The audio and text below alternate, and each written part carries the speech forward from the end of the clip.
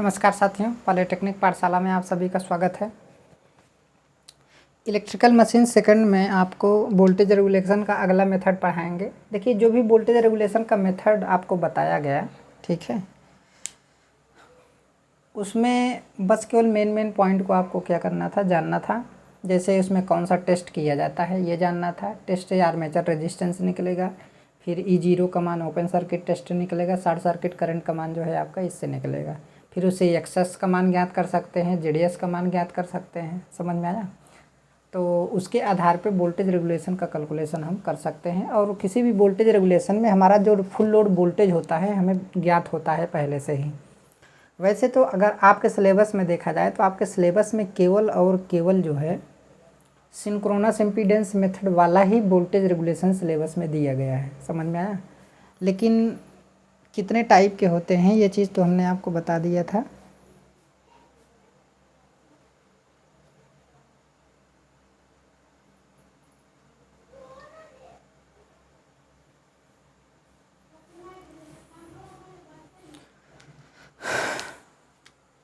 अब उसके आगे जो है आपको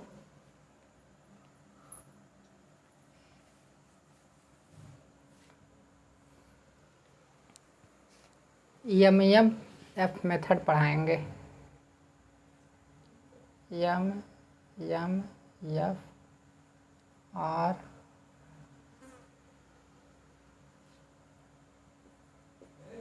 AT मेथड। देखिए, इस मेथड में आपको क्या जानना है, केवल मेन पॉइंट आपको जानना है बस, ठीक है। फिर से वो टेस्टिंग हमें नहीं करना है। लेकिन पहले वाले वोल्टेज रेगुलेशन से ये वाला वोल्टेज रेगुलेशन क्या है, काफ़ी अच्छा है, ठीक है। इसमें वोल्टेज रेगुलेशन की वैल्यू कम आती है और टर्मिनल वोल्टेज जो है आपका क्या रहता है, कांस्टेंट रहता है। इस मेथड में भी armature resistance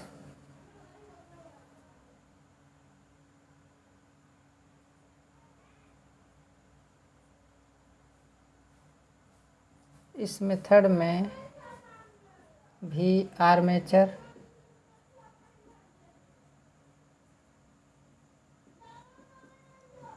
resistance test open circuit characteristic and short circuit characteristic की आवश्यकता होती है ठीक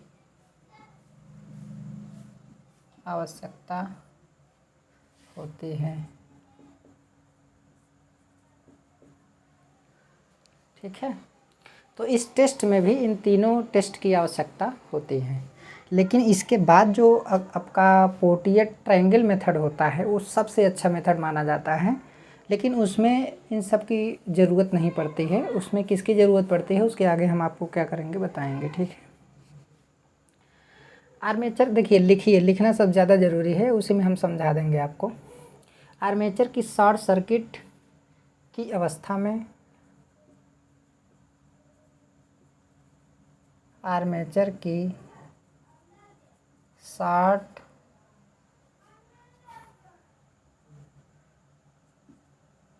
सर्किट की अवस्था में आर्मेचर की शॉर्ट सर्किट की अवस्था में धारा अधिक बढ़ जाने के कारण धारा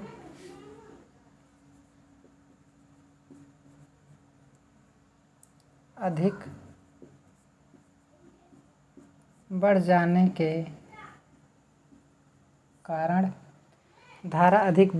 के कारण वोल्टेज बहुत कम हो जाता है। वोल्टेज बहुत कम हो जाता है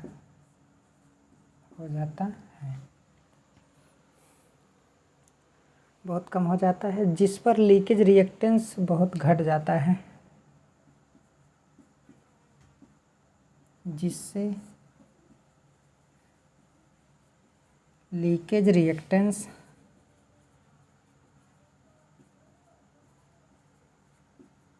बहुत कम हो जाता है, बहुत कम हो जाता है। ठीक है, इसे नेग्लेक्ट कर देते हैं, इसे नेग्लेक्ट कर देते हैं।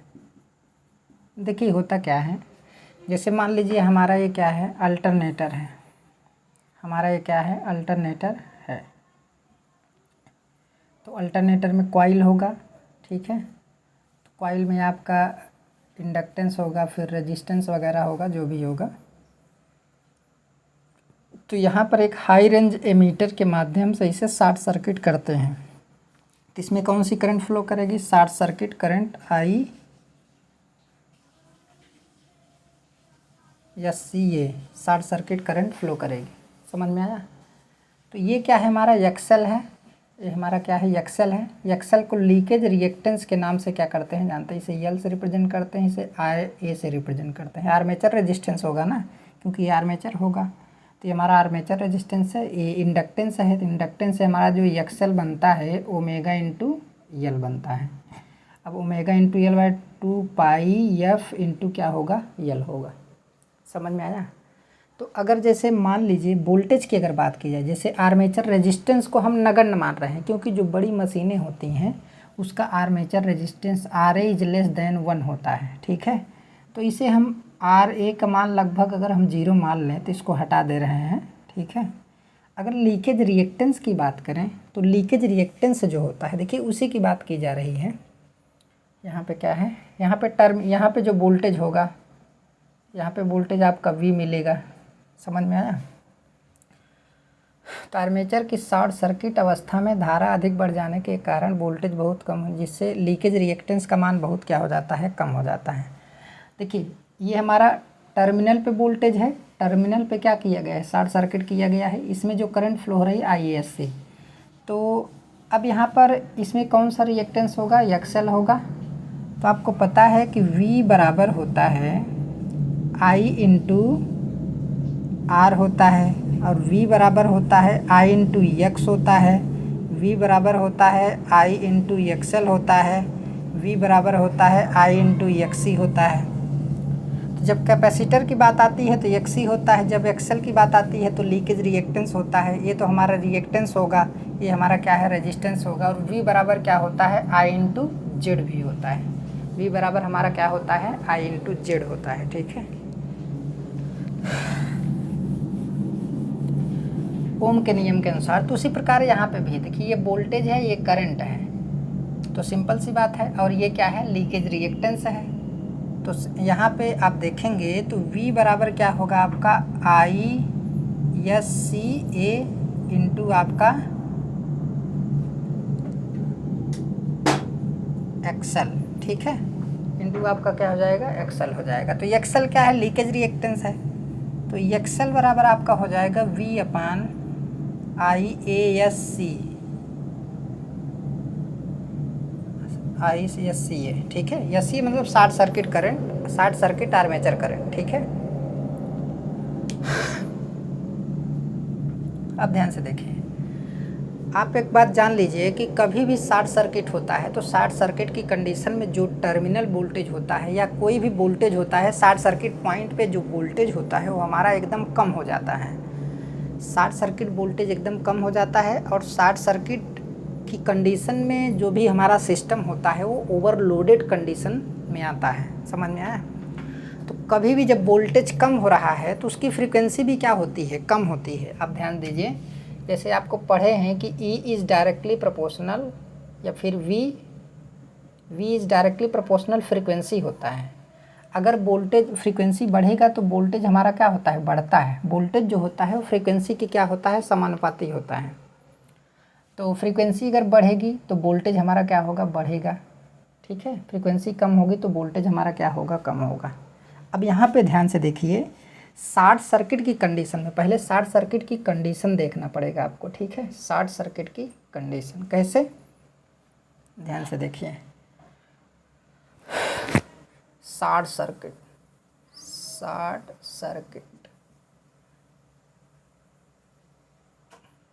मोर करंट होगी,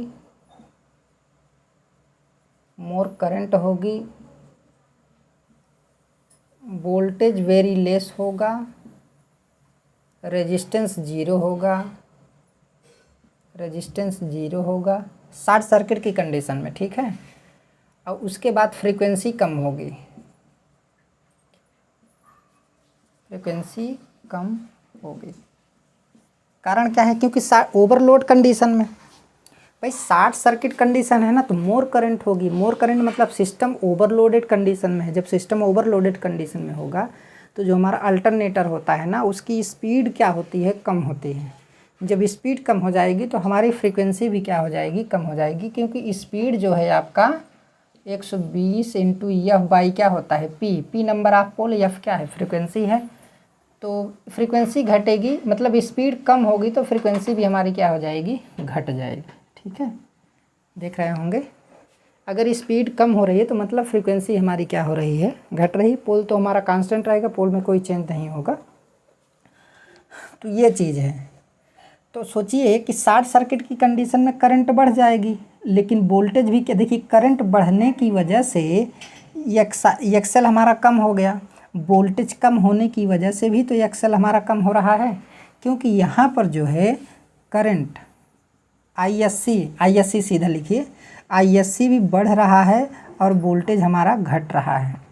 समझ में आया? तो वोल्टेज घट रहा है तो एक्सेल घटेगा, आईएससी बढ़ रहा है तो एक्सेल हमारा क्या होगा, घटेगा। दोनों कंडीशन में एक्सेल हमारा क्या हो रहा है, घट रहा है। समझ में आया? तो वही चीज़ यहाँ पे बताया गया कि शॉर्ट सर्किट की कंडीशन में यहाँ पर क्या होता है, लीकेज रिएक्टेंस का मान बहुत कम हो जाता है।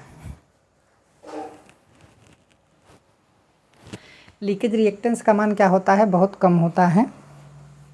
इसी वजह से अब देखिए एक्सेल बराबर क्या होता है, एक्सेल बराबर आपका ओमेगा इंटू यल बराबर 2 पाई एफ इंटू यल। अब ध्यान से देखिए कि मतलब एक्सेल जो है ना डायरेक्टली प्रोपोर्शनल टू फ्रीक्वेंसी।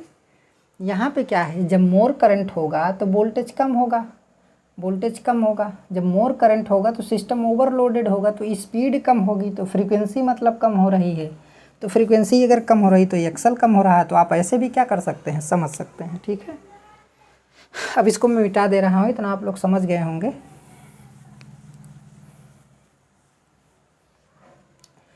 देखिए अब यहाँ पे क्या है, मतलब क्या है कि जैसे मान लीजिए एक्सेल बराबर आपका क्या होगा, V/ISC, ठीक है। तो यहाँ पे V भी कम हो रहा है, ISC भी हमारा बढ़ रहा है, जिससे एक्सेल हमारा क्या होगा, बहुत कम हो जाएगा, ठीक है। तो एक्सेल को हम लगभग किसके बराबर मान ले रहे हैं, 0 के बराबर मान ले रहे हैं, ठीक है। ये चीज़ है, एक्सेल को हम नेगलेक्ट कर दे रहे हैं। तो ये क्वेश्चन पूछा जाता है, ठीक है।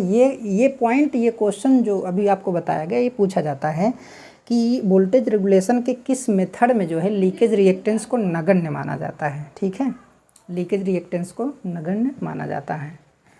इसको मैं मिटा दे रहा हूँ।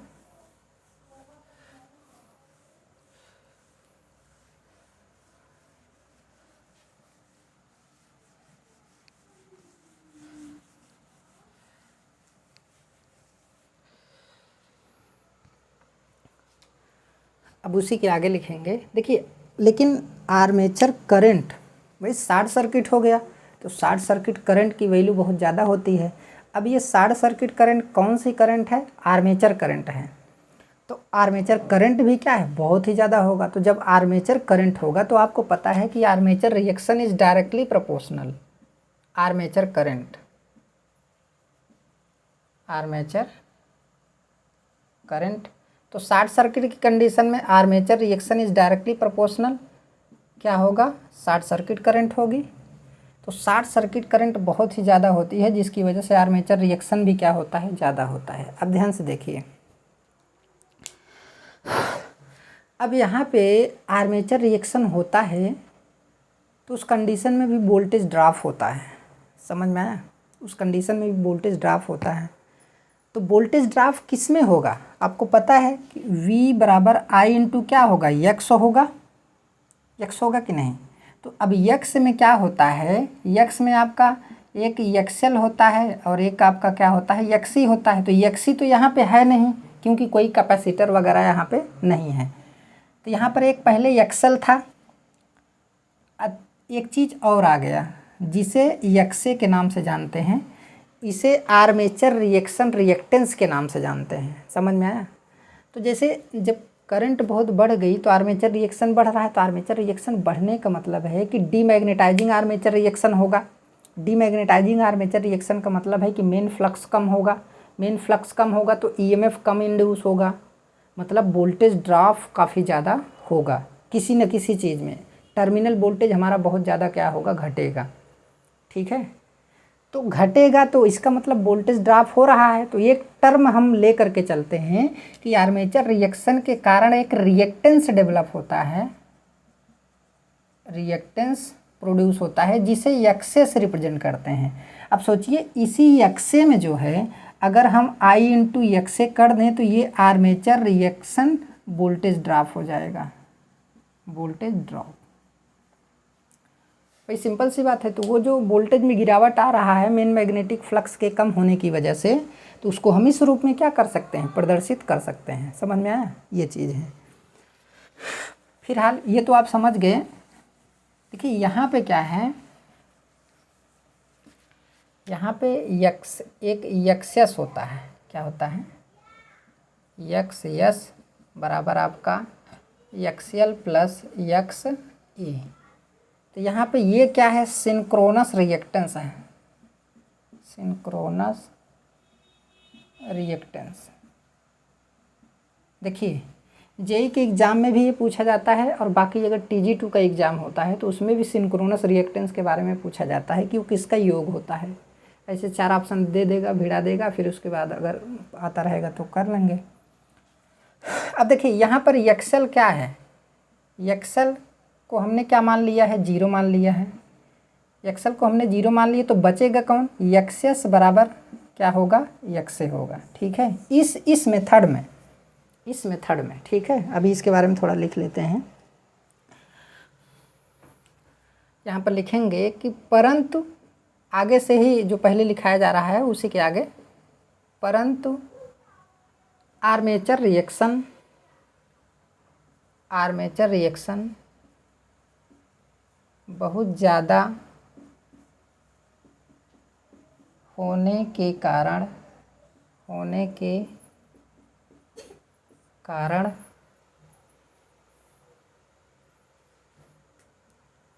आर्मेचर रिएक्टेंस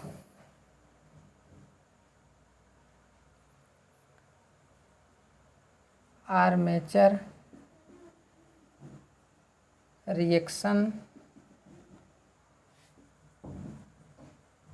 रिएक्टेंस भी बहुत ज़्यादा होता है, बहुत ज़्यादा होता है। इसे एक्से से रिप्रेजेंट करते हैं।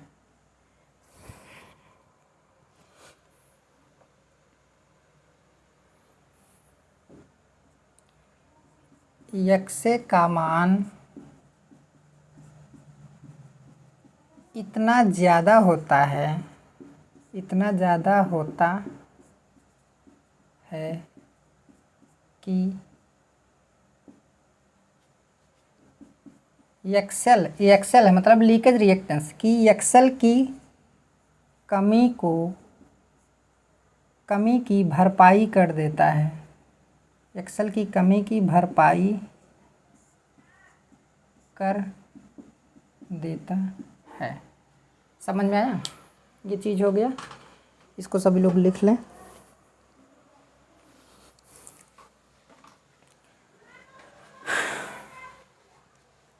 देखिए यहाँ पे एमएमएफ मतलब क्या है कि एफ मतलब magnet motive force, magnet motive force.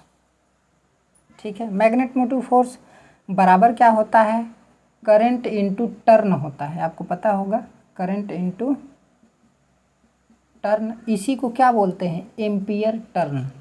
इसीलिए इसी को जो है एम्पियर टर्न मेथड के नाम से भी जाना जाता है और इसी को मैग्नेट मोटिव फोर्स के नाम से भी जानते हैं। ठीक है, तो ये मैग्नेट मोटिव फोर्स बराबर एम्पियर टर्न या फिर I/N होता है। तो या फिर इस मेथड से आप इस नाम से जानिए या फिर इस नाम से जानिए, ठीक है, कोई दिक्कत की बात नहीं है। इसको मिटा दे रहे हैं।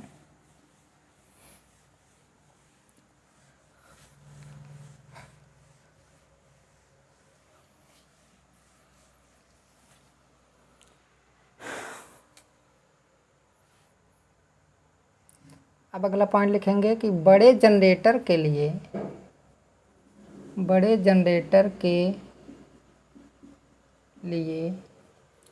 आर्मेचर रेजिस्टेंस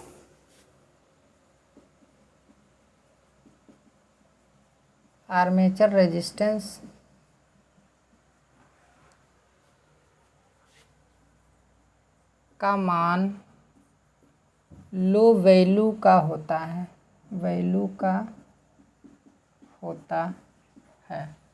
अर्थात लेस देन 1 होता है, अर्थात लेस देन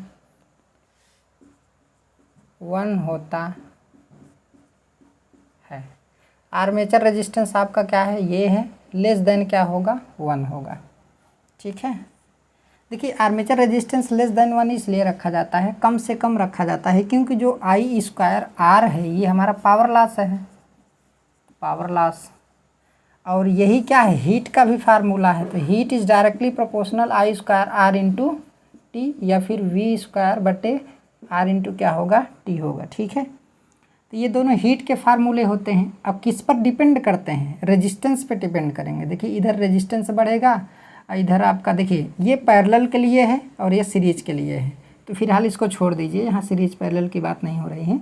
रेजिस्टेंस जितना ज़्यादा होगा हीट उतना ही ज़्यादा होगा, हीट ज़्यादा प्रोड्यूस होगा। तो हीट प्रोड्यूस नहीं होना चाहिए, क्योंकि पावर लॉस ज़्यादा होगा तो आउटपुट कम होगा, इफ़िशियंसी हमारी क्या हो जाएगी, डाउन हो जाएगी। तो इसलिए बाइंडिंग इस तरीके की रखी जाती है, इस तरीके से बाइंडिंग होती है कि उसका आर्मेचर रेजिस्टेंस जो होता है वो लेस देन 1 होता है। कम से कम होगा तो उसमें पावर लॉस क्या होगा, कम होगा और टेम्परेचर भी कम डेवलप होगा। ठीक है, इससे हमारी आउटपुट बढ़ेगी और इफ़िशियंसी इंक्रीज होगी। तो इस वजह से आर्मेचर रेजिस्टेंस को भी क्या किया जाता है, नेग्लेक्ट किया जाता है। इसलिए RA लगभग 0 माना जाता है। ठीक है, होता है, थोड़ा बहुत होता है, थोड़ा बहुत इसमें वोल्टेज ड्रॉप होता है, लेकिन हम इसे नेग्लेक्ट मान के चढ़ेंगे तो कैलकुलेशन हमारा आसान होगा और तरीके से हम अच्छे तरीके से उसे समझ पाएंगे कॉन्सेप्ट को। ठीक है,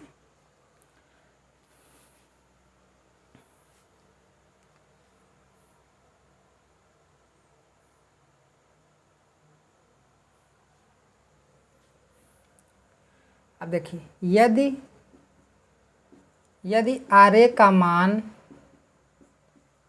नगण्य माना जाए तो टर्मिनल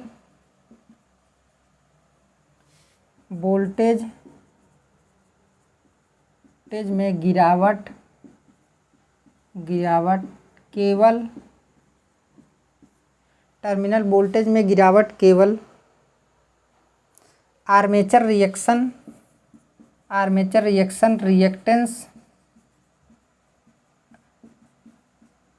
रिएक्टेंस X के कारण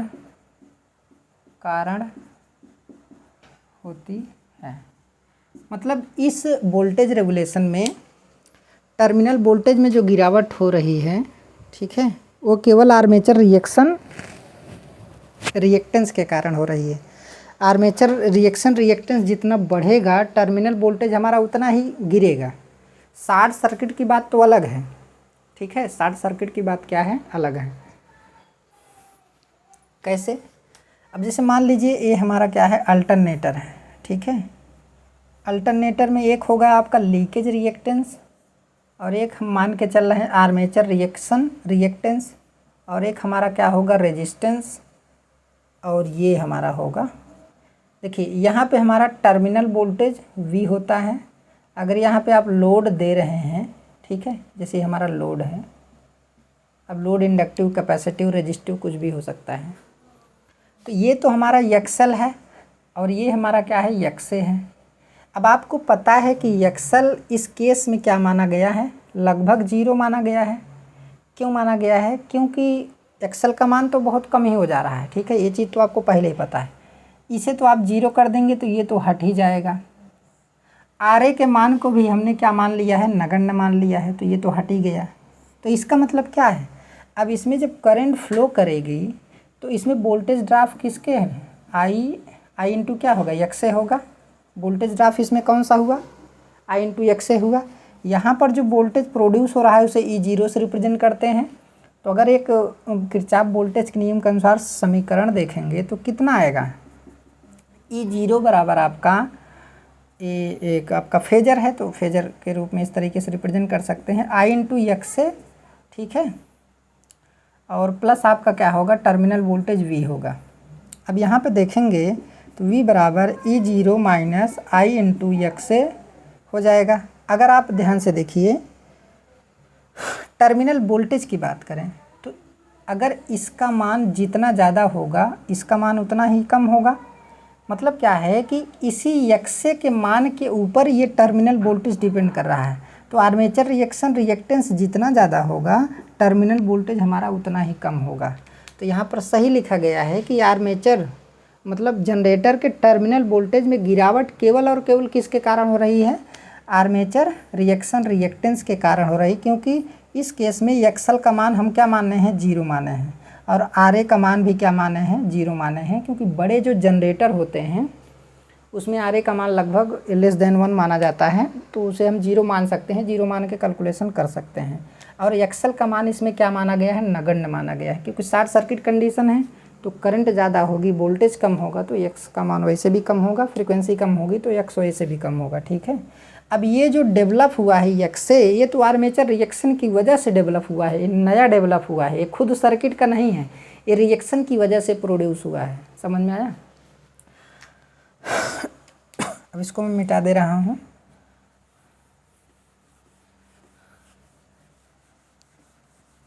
ये देखिए, ये जो पॉइंट में लिखाया हूँ इससे क्वेश्चन पूछा जाता है कंपटीशन में, इतना आपको जानना ज़रूरी है। अब देखिए, अभी तो फेजर डायग्राम वगैरह तमाम सारी चीज़ें बनती हैं, लेकिन उसको जानने की ज़रूरत नहीं है क्योंकि ये भी आपके सिलेबस में दिया नहीं है, लेकिन इसको पढ़ना ज़रूरी है। जब कभी भी एग्ज़ाम में पूछेगा तो तीनों पूछेगा, कोई एक नहीं पूछेगा, ठीक है, इसलिए मैं पढ़ा दे रहा हूँ इसको।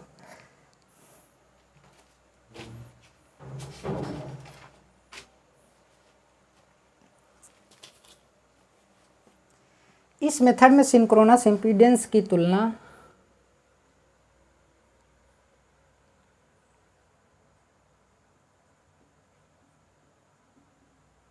इस मेथड में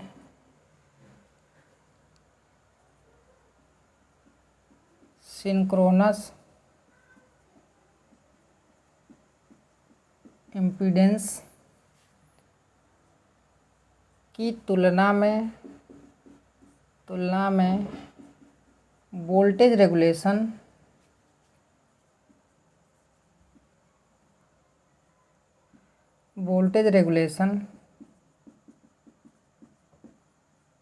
की वैल्यू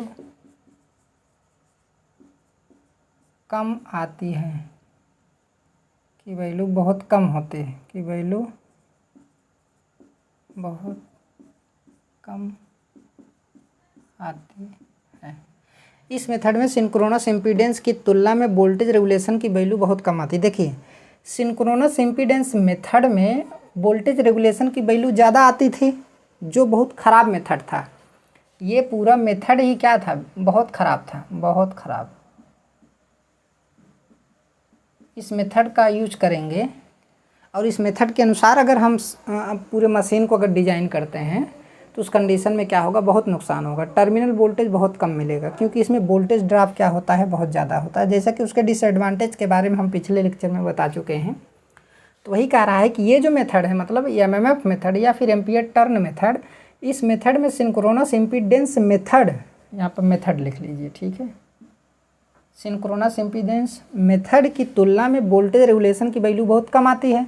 तो अगर वोल्टेज रेगुलेशन कम आ रहा है तो टर्मिनल वोल्टेज कम घटेगा, क्योंकि वोल्टेज रेगुलेशन कम आने का मतलब ये है कि टर्मिनल वोल्टेज हमारा कांस्टेंट रहेगा, कम नहीं होगा, अर्थात वोल्टेज ड्रॉप बहुत कम हो रहा है। ठीक है, इस मेथड में। इसमें एक मान और एक पॉइंट और लिख लीजिए, यह मान करेक्ट वैल्यू के नज़दीक है। वोल्टेज रेगुलेशन का यह मान, वोल्टेज रेगुलेशन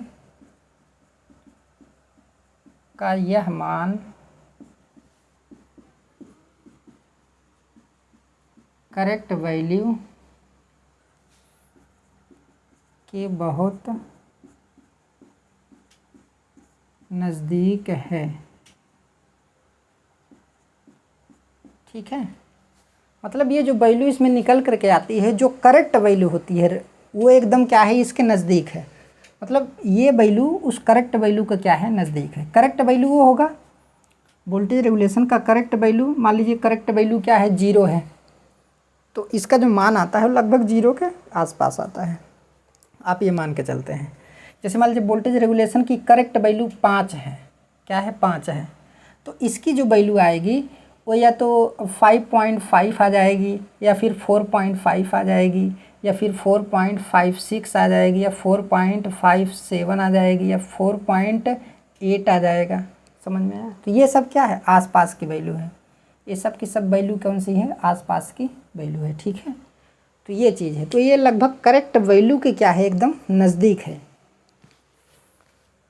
तो देखिए उस मेथड को क्या बोला जाता था, पेसिमिस्टिक मेथड, निराशावादी। वो उसमें वोल्टेज रेगुलेशन की वैल्यू इतनी ज़्यादा आती थी कि वो बहुत ख़राब मेथड था, निराशावादी था। उससे उस हिसाब से सिस्टम को अगर आदमी डिज़ाइन करेगा तो निराश होगा, क्योंकि टर्मिनल वोल्टेज उसमें बहुत कम मिलेगा। लेकिन ये मेथड के अनुसार अगर सिस्टम हमारा डिज़ाइन होगा तो इससे क्या होगा, फ़ायदा होगा, क्योंकि ये करेक्ट वैल्यू के लगभग क्या आ रहा है, नज़दीक आ रहा है। ठीक है, तो ये क्या है, ऑप्टिमिस्टिक मेथड है। इसे क्या बोलते हैं, ऑप्टिमिस्टिक मेथड। ऑप्टिमिस्टिक मेथड मतलब क्या है कि ये मेथड जो है ऑप्टिमिस्टिक है। ये बहुत ज़्यादा एग्जाम में पूछा जाता है, केवल ऑप्टिमिस्टिक और पेसिमिस्टिक। ठीक है, यह एक ऑप्टिमिस्टिक मेथड है। ऑप्टिमिस्टिक मतलब आशावादी, आशावादी, और पेसिमिस्टिक मतलब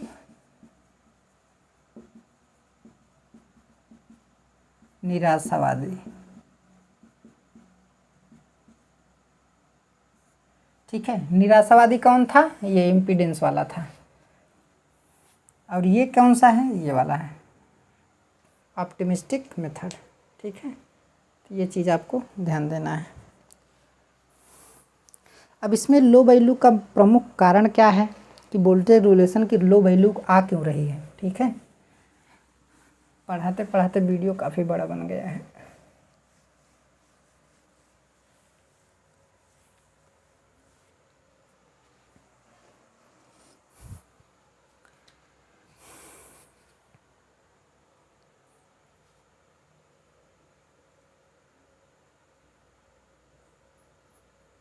फिलहाल इसमें इतना जानना आपके लिए क्या है, ज़रूरी है। इससे ज़्यादा इसमें जानने की ज़रूरत नहीं है। बहुत ज़्यादा अगर जानना है तो और हाई लेवल आपको क्या करना पड़ेगा, पढ़ना पड़ेगा।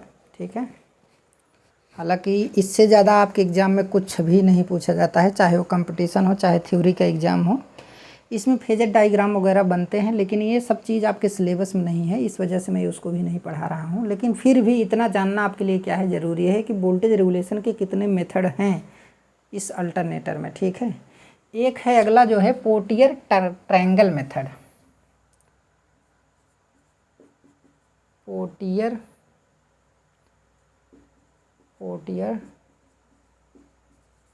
Triangle method. अब ये जानिए कि ये सबसे अच्छा मेथड है, सबसे अच्छा मेथड, सबसे अच्छा मेथड है।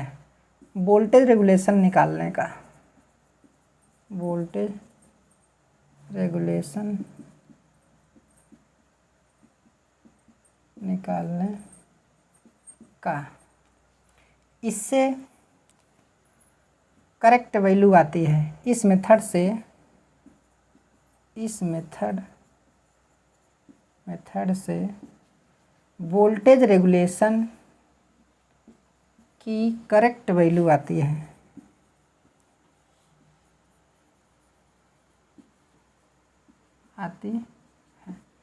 इसमें ट्रायंगल बनता है, त्रिभुज, ठीक है। इसमें त्रिभुज क्या होता है, बनता है। इसका भी फेजेड डायग्राम होता है। करेक्टरिस्टिक लिए इसमें देखिए तीनों करेक्टरिस्टिक की ज़रूरत नहीं पड़ती है। इसमें जैसे open circuit characteristic, short circuit characteristic होता है तो उसकी ज़रूरत पड़ी, तो इसमें ऐसी कोई बात नहीं है। इसमें ओपन सर्किट या शॉर्ट सर्किट की ज़रूरत नहीं पड़ती है। OCC एंड या CC की आवश्यकता